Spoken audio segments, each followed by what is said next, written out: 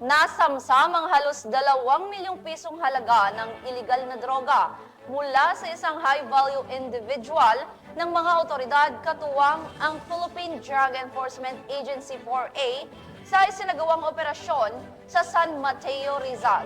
Ang buong detalye ng balita mula kay Patrolwoman Marivic Bautista. Arestado ang isang motor taxi rider sa isinagawang joint bypass operation ng Rizal PNP at PIDEA 4A na nagbibenta umano ng iligal na droga sa iba't ibang lugar sa Metro Manila at Rizal. Si alias Ramos, 34 anyos, ay nadakip sa San Mateo, Rizal. Yung suspect is isang motor taxi rider at nahuli siya sa isang mall, no, dito sa San Mateo. Ang supply niya is coming from Metro Manila din, no? At yun nga, ang area of operation is somewhere in Quezon City and nearby cities. Kung saan ay 2 linggo siyang minonitor bago tuluyang na-corner.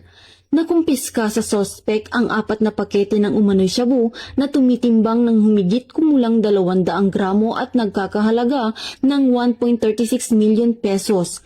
Walang pahayag ang suspect na nakadetain sa custodial facility ng PIDEA Calabarzon.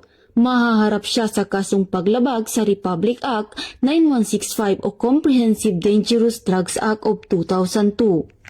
Patuloy ang kampanya ng kapulisan ng Rizal laban sa anumang uri ng kriminalidad tungo sa bagong Pilipinas na payapa at ligtas.